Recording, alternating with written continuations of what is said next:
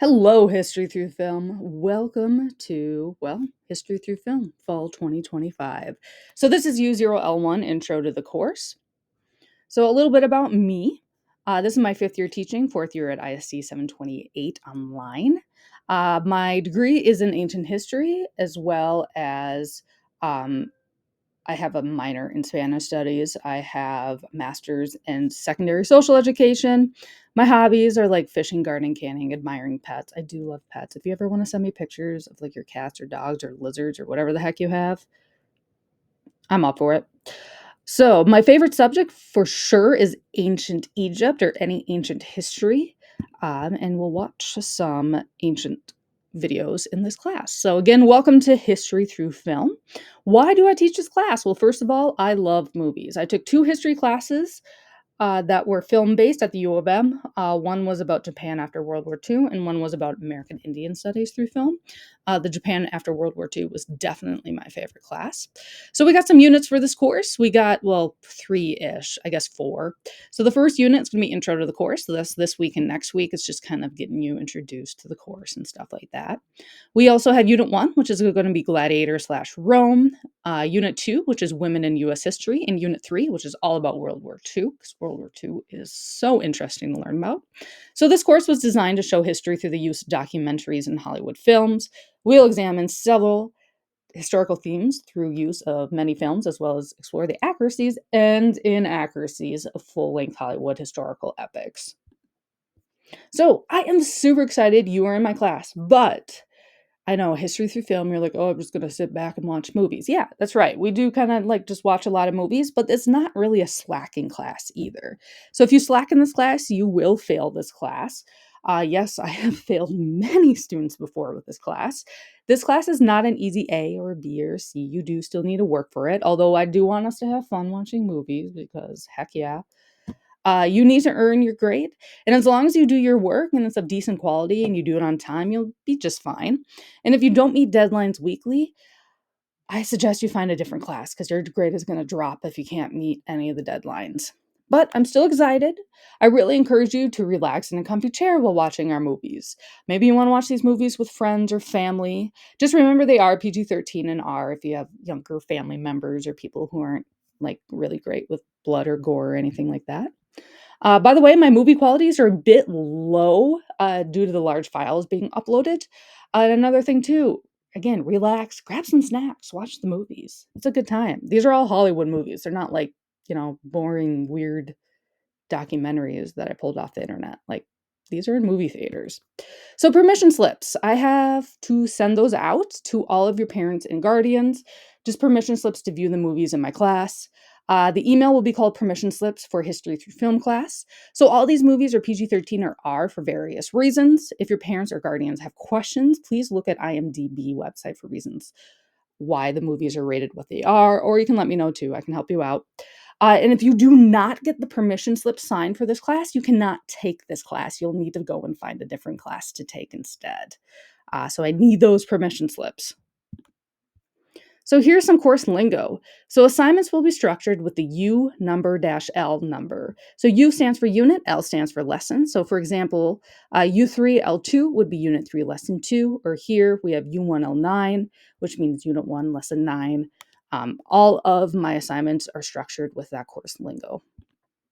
Grading, it is an 80-20 split. 80% of your grade is summative, so those are going to be like the test projects. 20% of your grade is going to be formative, so that's going to be daily work and ed puzzles and stuff like that. And formative work is usually worth about 5 points.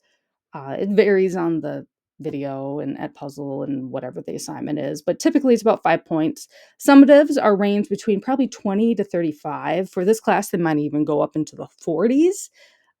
If not even hitting 50, just because we only have 3 units that have summative in this class, and they're pretty big units. Like all the units are at least a month long. So, all right, due dates. Due dates for assignments are on Sundays at midnight, unless otherwise noted. That doesn't happen very often. When we get towards the end of the semester, we might have some more assignments that are due like on a Wednesday or something like that. But for now, they're all going to be due on Sundays at midnight. So as you can see here, down here, it's like, oh, this was due Sunday at midnight. So you'll always see that. And I'll always make sure I send out reminder emails of when things are due. So attendance. Attendance is based upon assignment completion. So this is super, uber important. You must complete all assignments for the current week in order to be marked as present for attendance. So let's say we have 5 assignments in a week, okay? You do 4 out of the 5 assignments. If you're still missing that one assignment, you are still marked as absent. So you have to make sure you get every single assignment in. And if you do not, you will be marked absent. I know, very strict. So what happens if I'm out sick or on vacation Tuesday through Friday? So if you as a student were present, let's say on Monday, but out for the rest of the week, you're still obligated to get your assignments done before Sunday at midnight. Now, with that said, let's see something like crazy comes up or you're completely bedridden or something like that, just email me, okay? I'm a human being as well. Just email me. We can figure something out, but communication is key because once I lock in attendance for the week, I don't have the power to go back and change it. So make sure that you communicate with me if you need more time, okay? So what happens if you are sick or on vacation the whole week? You need to email me, okay? I do not get notifications from Elk River High School, Rogers High School, or Zimmerman High School saying that you're going to be out. So you need to let me know. Then that's where I'm going to go back to your homeschool, verify your excuse.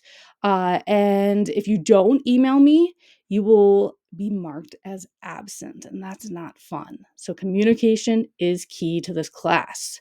So what happens if you are marked as absent? Not pleasant things will happen to you. So I do attendance on Mondays mornings for the week prior. So for example, on Monday, September 8th, I will be doing attendance for this first week of school.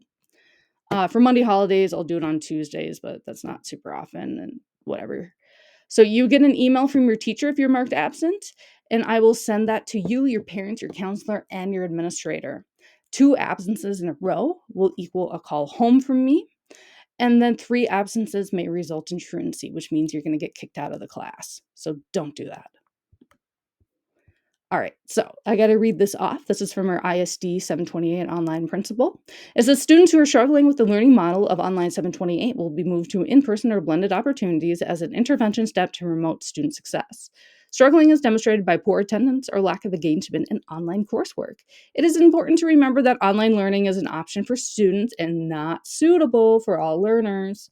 Moving students to a learning model that provides more direct teacher instruction and follows MTSS guidelines for intervention.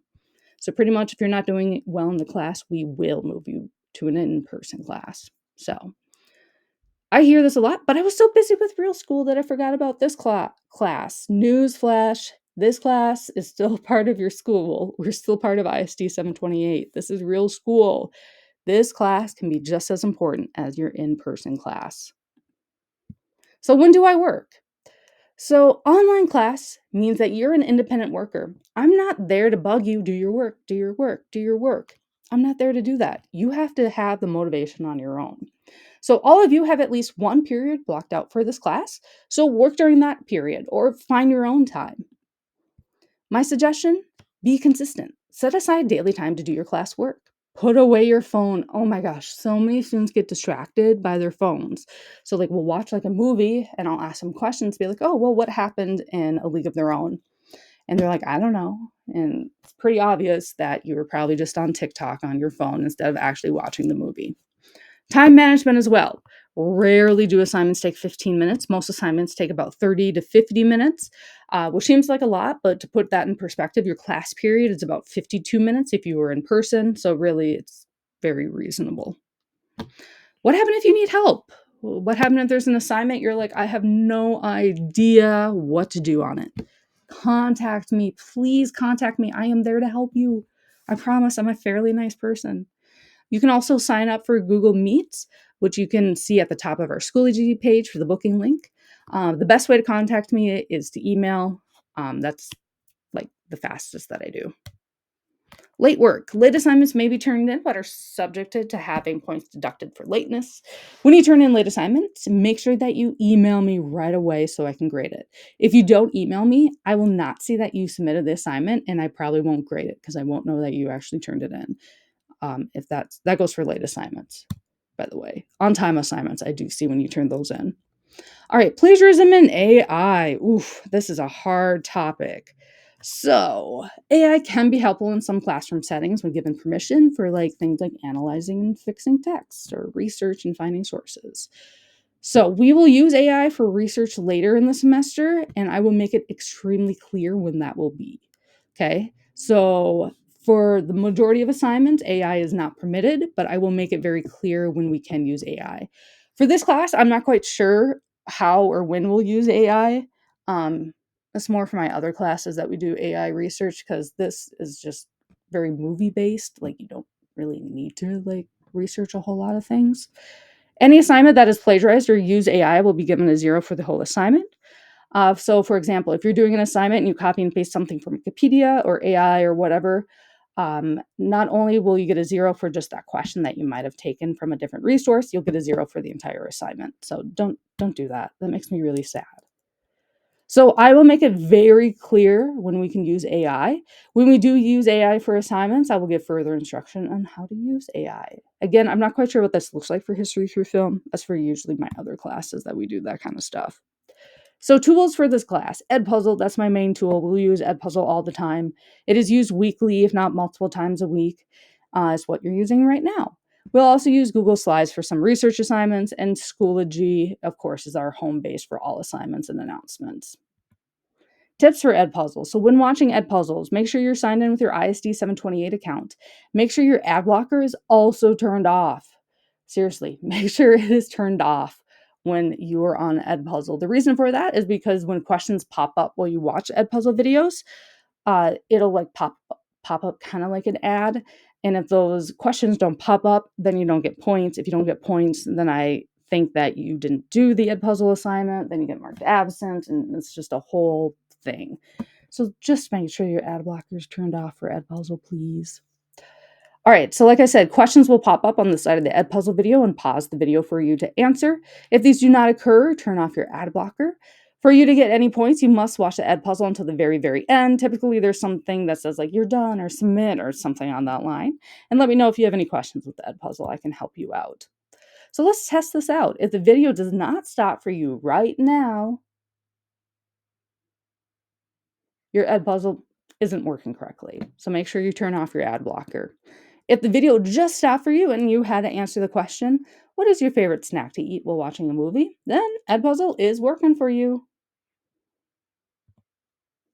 All right, so again, make sure you watch all of the Edpuzzle video. So when watching an Edpuzzle video, make sure you watch until the very, very, very, very end. Because if you don't, what happens is that no grade goes into Schoology, so you won't get any points. And I'll be like, oh, well, they didn't do the assignment because there's no score, and that means I have to mark you absent. So please watch the videos till the end.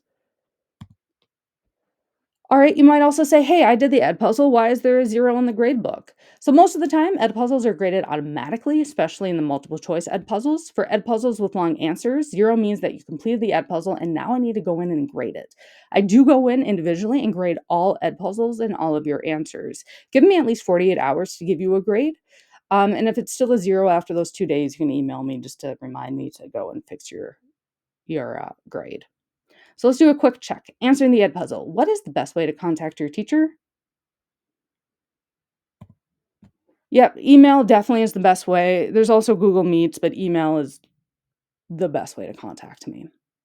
All right, answering the Edpuzzle. What percentage of assignments do you need to do in order to be marked as present for attendance? Is it 75%, 25%, 100%, or 50%? Hopefully you said 100%. So if you do not think you can meet all the time and assignment requirements for this class, you need to contact your counselor right now to change classes. Do you have any questions about the course? And if you don't, you can just say none. All right, next up, you're going to do U0-L2, writing and sending an appropriate email. And if you have any questions, please email your teacher. Again, we are here to help you out. All right, thanks for watching. Bye.